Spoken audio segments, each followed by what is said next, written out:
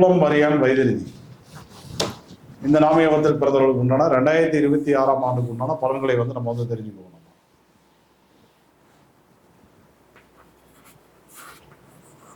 நம்ம பார்க்க போறது நாமயோகத்தோட கடைசி டீம் சூலம் மரியான் வைத்திருதி.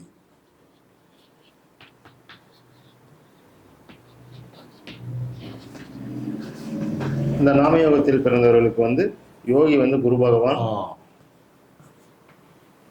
அவயோகி வந்து சூரியன்.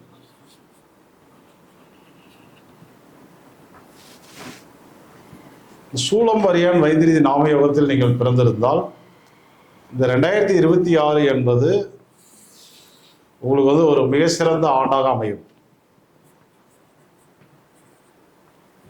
கல்யாணம் நடக்கலையா, கல்யாணம் நடக்கும். புதிய வேலை வாய்ப்பா கண்டிப்பாக கிடைக்கும்.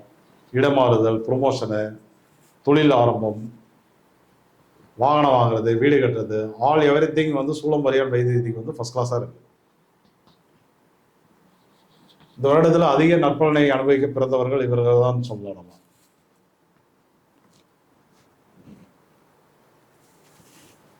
இதுல ஏதாவது மைனஸ் இருக்கா அப்படின்னா பத்திர பதிவுகளில் மட்டும் பாதிப்புகள் வந்து காட்டுது. ஏதாவது எக்ரிமெண்ட் போறீங்க, தொழில் ரீதியா, நில ரீதியா, அல்லது ஒரு பில்டிங் கட்டுறீங்க, ஒரு கான்ட்ராக்டுக்கு வந்து ஒப்பந்தம் போடுறீங்க, அந்த பத்திரங்கள் வழியில் மட்டும் பாதிப்புகள் என்பது உங்களுக்கு வந்து காட்டுது. அதே போல வருட கடைசியில் ஒரு வந்து அதாவது அக்டோபர், நவம்பர், டிசம்பர் அந்த 3 மாதங்களில் மட்டும் இந்த பலன்கள் எல்லாமே அப்படியே மாறும். தொழிலில் வந்து ஒரு வித குழப்பங்களும் பிரச்சனைகளும் வந்து ஆக்டிவேட் ஆரம்பிக்கும். இப்போதைக்கு உங்களுக்கு என்ன பரிகாரமும் தேவையில்லை.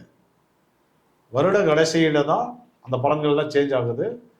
அந்த நேரத்தில் நீங்கள் ஏதாவது பரிகாரங்கள் வந்து பண்ண விரும்புகிறீங்க அப்படின்னா தவசி மேடை மகாலிங்கேஸ்வரரை தரிசனம் செய்யும் போது, திண்டுக்கல் பக்கத்தில் இருக்குது,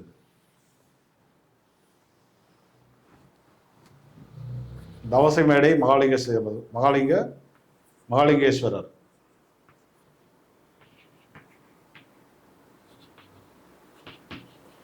அந்த தரிசனம் எடுத்துக்கலாம். ஆண்டாள் தரிசனம் எடுக்கலாம், பார்வதி தரிசனம் எடுக்கலாம், சக்தி பீடங்களுக்கு போயிட்டு வரலாம்.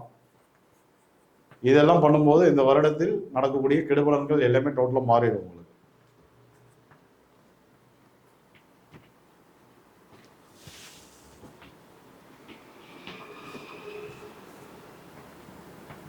ஓகே, இப்போ அடுத்தது வந்து நாமயோகத்தை வைத்து எல்லாமே பார்த்தாச்சு. கரணங்களை வைத்து பேஸாக வந்து 2026 யார் யாருக்கெல்லாம் நல்லதாக இருக்குது அப்படிங்கிறது தெரிஞ்சுக்குவோம். கட் பண்ணி போட்டுருவோம்.